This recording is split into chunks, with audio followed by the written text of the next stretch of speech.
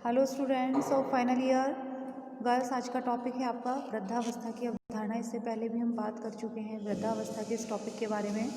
आज हम बात करेंगे वृद्धावस्था की विशेषताओं के बारे में कि वृद्धावस्था की कौन कौन सी विशेषताएं होती हैं।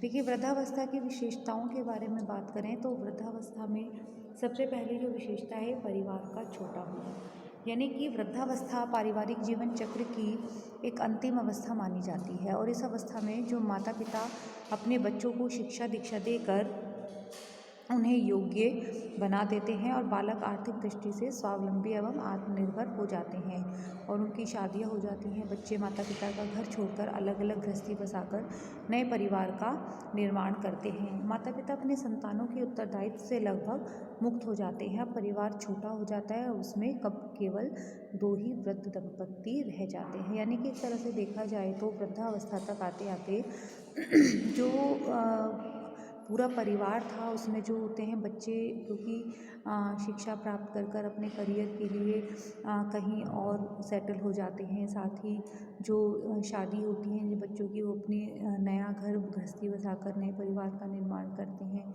साथ ही जो माता पिता होते हैं अपने संतानों के उत्तरदायित्व से भी लगभग मुक्त हो जाते हैं।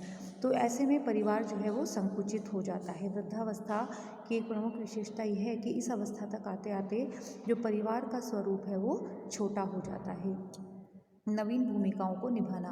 देखिए, दूसरी विशेषता है वृद्धावस्था की कि वृद्धावस्था में माता पिता को नवीन जिम्मेदारियों एवं उत्तरदायित्वों का भी वहन करना पड़ता है, क्योंकि संयुक्त परिवार में परिवार का जो आकार बड़ा था, बेटे बेटियों की शादी हेतु नए नए रिश्तेदार आते हैं, उनका आवाभगत स्वागत सत्कार करना पड़ता है। बच्चों की शादी हेतु तालमेल बिठाना पड़ता है।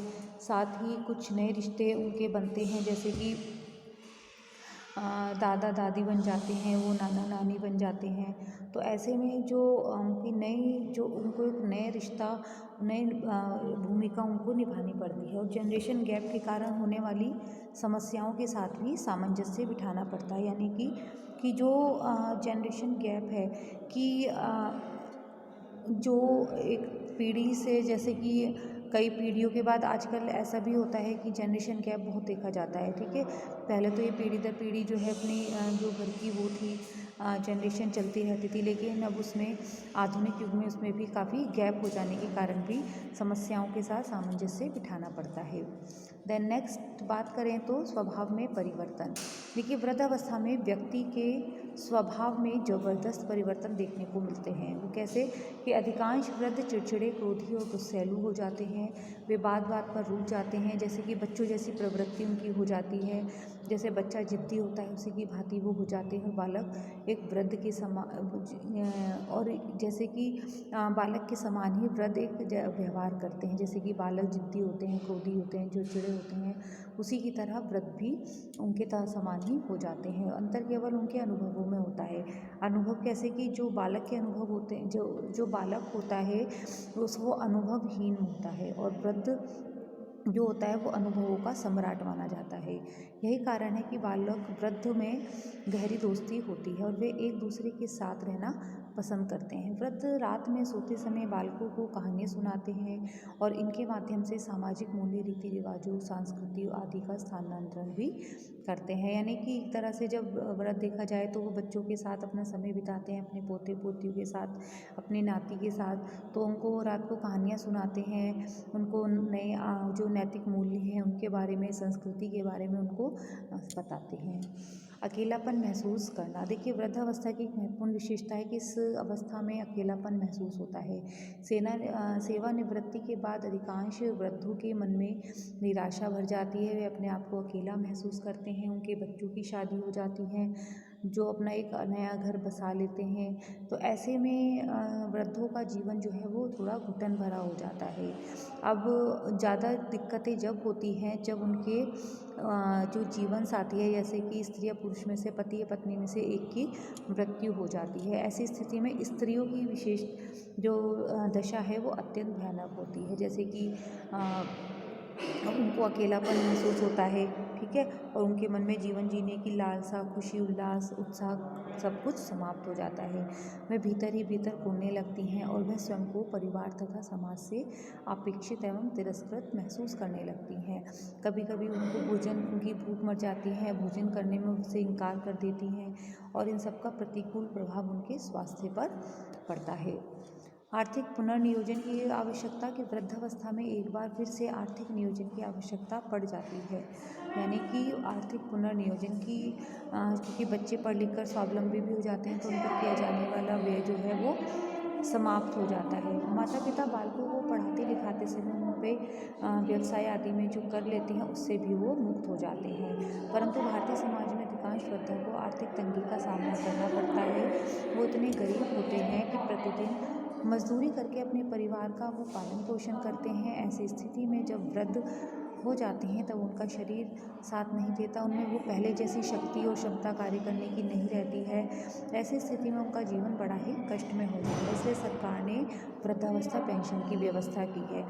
देखिए कि जो गवर्नमेंट जॉब में होते हैं उनके लिए वृद्धावस्था पेंशन की व्यवस्था, और वैसे भी आजकल तो जैसे विधवा पेंशन की व्यवस्था भी सरकार ने कर रखी है, तो ऐसे में उनको जो है वो थोड़ी सी आर्थिक सहायता प्राप्त होती है।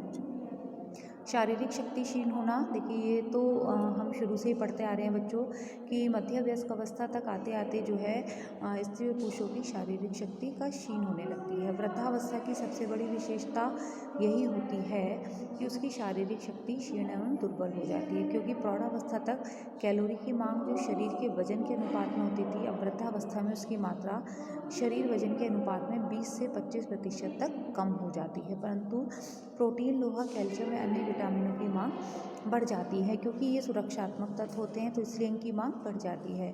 तो वृद्धावस्था में शरीर के ऊतकों एवं कोशों का विनाश अधिक होता है तथा निर्माण कार्य अत्य अल्प होता है, यानी कि जो शरीर की कोशिकाएं हैं जो शरीर को का निर्माण करती हैं, ऊर्जा प्रदान करती हैं, तो वो तेज़ी से उनका विनाश होता है, लेकिन जो वो सेल्स हैं, जो कोशिकाएं हैं, ऊतक हैं, उनका निर्माण दोबारा से उतनी जल्दी नहीं हो पाता है। तो ऐसे में शारीरिक शक्ति वृद्धावस्था में क्षीण होने लगती है। मानसिक परिवर्तन की वृद्धावस्था में मानसिक परिवर्तन भी स्पष्ट रूप से देखने को मिलता है।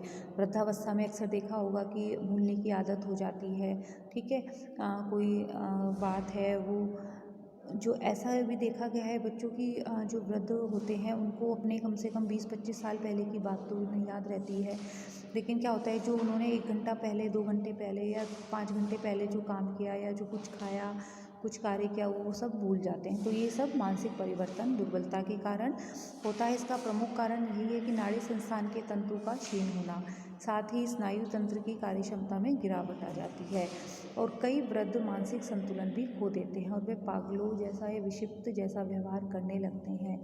मानसिक परिवर्तन का प्रमुख कारण भी पीढ़ियों का अंतराल भी है। साथ ही वर्तमान में पीढ़ियों का अंतराल इतना अधिक हो गया है कि वह अपने ही घर में अजनबी से हो गए हैं, यानी कि आजकल देखा भी जाता है कि जनरेशन गैप के कारण कि जो बच्चे हैं वो वृद्धों के साथ समय बिताना ज़्यादा पसंद नहीं करते हैं, ठीक है, इसलिए वृद्ध जो हैं वो एक तरफ अपने कमरे में बैठे रहते हैं, उनसे कोई बातचीत करना पसंद नहीं करता है। तो ये सब क्या है कि जो जनरेशन गैप है आजकल आधुनिक युग में सब अपने में इतने इन्वॉल्व रहते हैं कि वो वृद्धों के साथ समय बिताना पसंद नहीं करते हैं। संवेगात्मक परिवर्तन की बात करें बच्चों तो परंपरागत समाज में अपने वृद्ध माता पिता की सेवा करना तथा उनके आदर्शों का पालन करना संतान का कर्तव्य और धर्म होता था, परंतु वर्तमान में औद्योगिकरण एवं आधुनिकता को इस अंधी दौड़ में उनकी सेवा शुश्रूषा करना तो दूर, उनके साथ उनके बेटे वो भी नहीं रहना चाहते वृद्ध के द्वारा टोका जाना, क्योंकि उनको जरा सा भी अच्छा नहीं लगता है। तो ऐसे में जो वृद्ध होते हैं वो संवेगात्मक रूप से जो है वो जैसे कहते हैं ना, संवेगात्मक रूप से सोचते हैं, बीमार रहने लगते हैं। वो सोचते हैं कि भाई हमारे बेटे वो हमसे नहीं बोलते, वो हमारे साथ नहीं रहना चाहते हैं। तो ऐसे में क्या होता है कि वो इमोशनली जो है वो दुखी रहने लगते हैं, संवेगात्मक रूप से वो दुखी रहने लगते हैं। तो ऐसे उनका जो प्रभाव है संवेगात्मक तनाव जो है वो उनके स्वास्थ्य पर उसका पड़ता है।